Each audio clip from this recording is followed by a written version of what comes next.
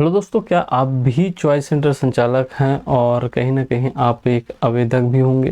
तो दोस्तों, आप आवेदक हैं उसके लिए भी और जो चॉइस सेंटर संचालक है उसके लिए भी ये वीडियो जो है काफ़ी ख़ास होने वाला है। दोस्तों, हम कहीं न कहीं देखते हैं कि हम किसी आवेदक के लिए जब आय के संबंध में पटवारी प्रतिवेदन बनाते हैं, तो उस समय देखा गया है कि कई जो फॉर्म होते हैं वो रिजेक्ट हो जाते हैं, तहसीलदार उसको अप्रूव नहीं करता।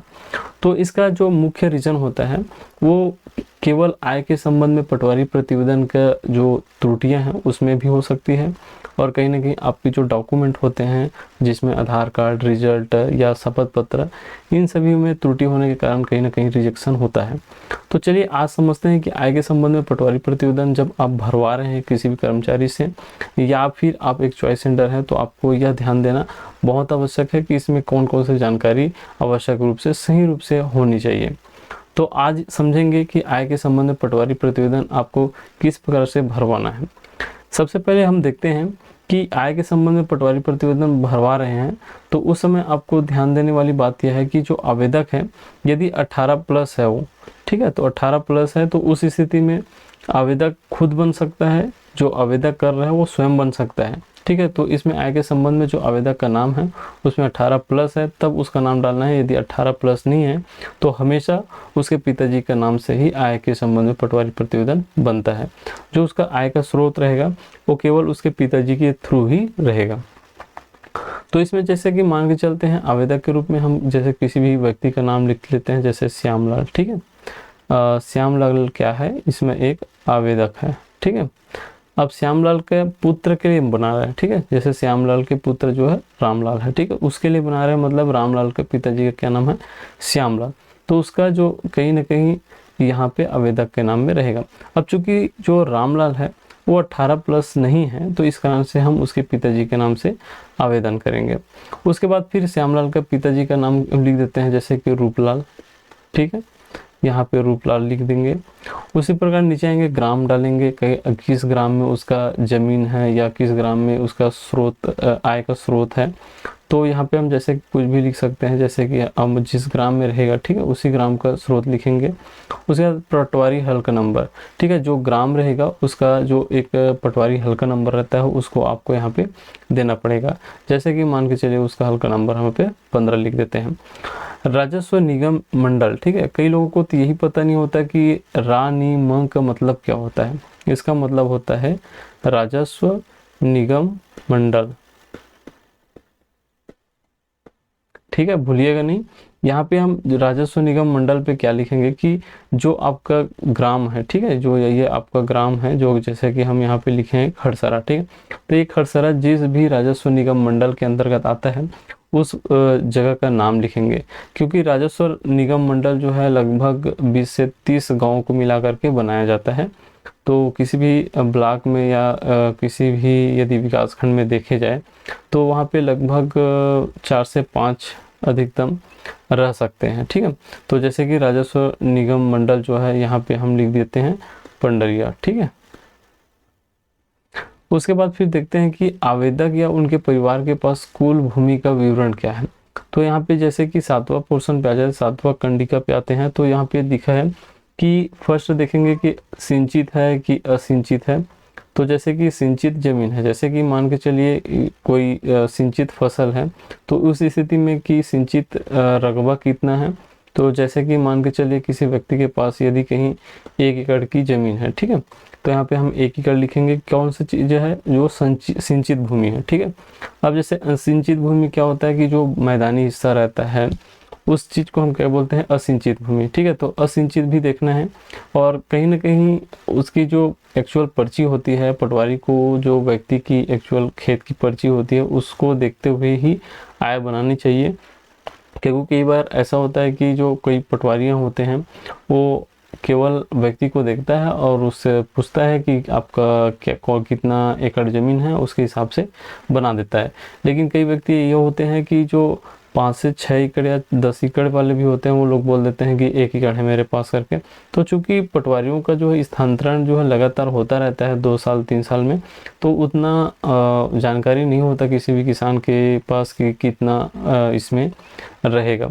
तो अधिकतर लोग यही कह देते हैं कि मेरे पास 1 एकड़ है, और जो पटवारी होता है वो 40,000 या 30,000 का आपको बना के दे देता है। तो एक्चुअल में यही होता है कि जो व्यक्ति एक्चुअल में 2 लाख या 3 लाख के ज़्यादा आय का स्रोत रखता है, वो भी आपको 1 लाख के अंतर्गत ही आय प्रमाण पत्र बनवा लेता है। तो इससे बहुत सारे त्रुटियां होती है, बहुत सारी गलतियां हो जाती है आगे चल के।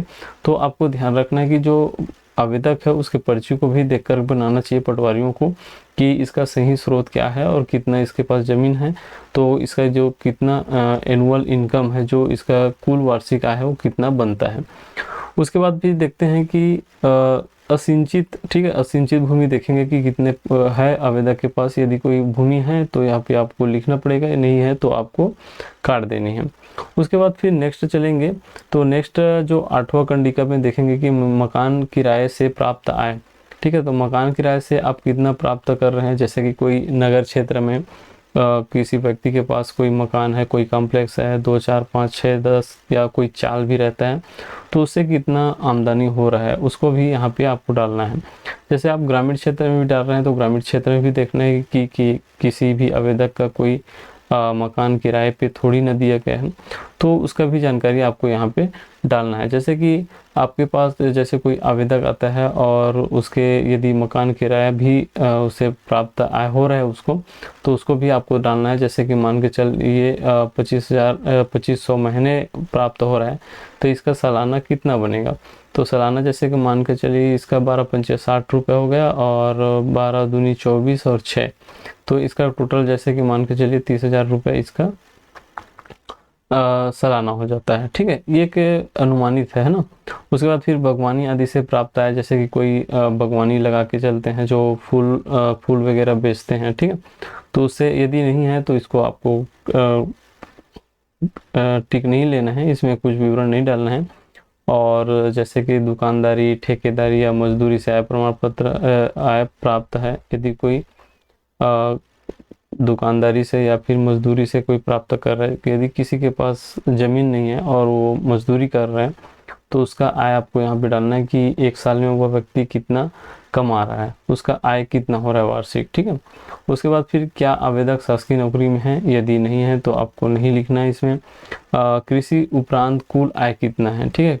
कृषि उपरांत बोल रहा है, ठीक है। तो कृषि उपरांत मतलब क्या होता है कि कृषि को करने के बाद मतलब कुल जो सालाना आप पा रहे हैं, ठीक है, उसका आपको कितना आ रहा है। और ये भी होता है कि कृषि को छोड़ करके आपके पास कितना इनकम आ रहा है। जैसे कि कोई मजदूरी से कर लेता है, कोई मकान किराए से कर लेता है, कोई बागवानी लगा कर लेता है, तो बहुत सारे आय के स्रोत भी होते हैं।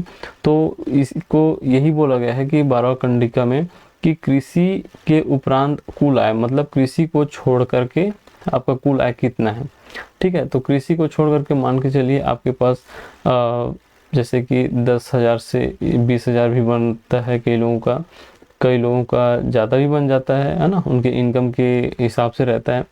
उसके बाद फिर यदि आपके पास कोई अन्य स्रोत है तो उसका भी आपको विवरण देना है, यदि नहीं है तो आपको नहीं लिखना है। उसके बाद समस्त परिवारों से वार्षिक आय, ठीक है। तो आवेदक के समस्त परिवारों से कुल वार्षिक आय कितना हो रहा है।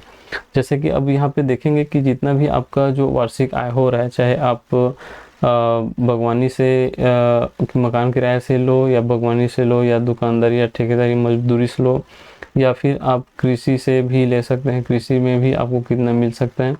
तो इन सभी चीज़ों का जानकारी ले करके आपको टोटल जोड़ के कि कितना आवेदक का वार्षिक आय बन रहा है। जैसे कि मान के चलिए यहाँ पे हमने लिख दिया कि जो आवेदक है श्यामलाल, उसका जो वार्षिक आय है ये यहाँ पे 80,000 रुपये का बन रहा है, ठीक है। अब इस 80,000 बन रहा है तो उसको आपको साफ सुथरा लिखना है। उसके बाद फिर यहाँ पे दिखा है कि आवेदक का अक्षरी में क्या होगा, ठीक है। तो यहाँ पे आपको 80,000 यहाँ पे अक्षर में लिखना है, ठीक है। आपको साफ साफ लिखना है, किसी प्रकार की कोई भी रिजेक्शन नहीं होना चाहिए, ठीक है। 80,000 रुपये मात्र।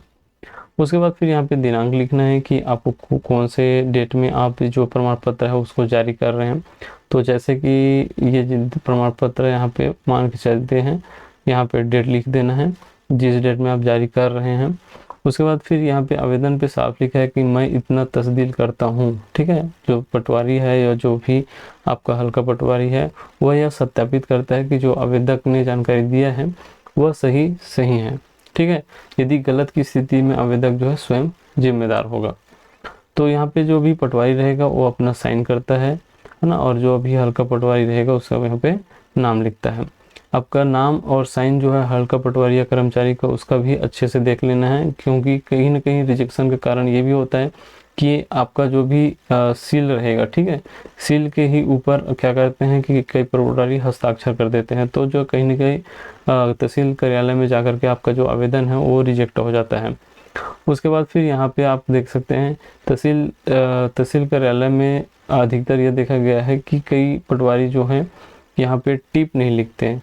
कि टिप इसलिए लिखना पड़ता है क्योंकि ये जो आवेदन है क्या आवेदक के लिए ही इश्यू किया गया है या फिर आवेदक के बच्चे के लिए इश्यू किया गया है या फिर जारी किया गया है। तो यहाँ पे टिप में लिखना पड़ता है कि आवेदक के जो बच्चे हैं, जैसे कि मान के चलिए हमने आपको शुरुआत में बताया था कि श्यामलाल के बेटे का नाम क्या है, रामलाल, ठीक है। तो रामलाल के शिक्षा कार्य के लिए कार्य हेतु भी लिख सकते हैं। तो इस बार से अधिकारियों को यह भी लिखना चाहिए कि रामलाल के शिक्षा कार्य के हेतु यह जो प्रमाण पत्र है उसको दिया जाता है या फिर यह जो प्रतिवेदन है उसको प्रदर्शित किया जाता है। तो यहाँ पे आपको जो भी समस्याएं हैं, यदि आपको लगता है कि यह सूचना आपको अच्छा लगा है और कोई भी प्रकार की कोई भी आपको सुझाव है तो आप हमारे कमेंट के माध्यम से बता सकते हैं। और अधिक जानकारी के लिए आप हमसे जुड़े रहिए, हमारे चैनल को सब्सक्राइब कीजिए। यदि आपको वीडियो अच्छा लगा है तो लाइक कीजिए और दूसरों को भी शेयर कीजिए।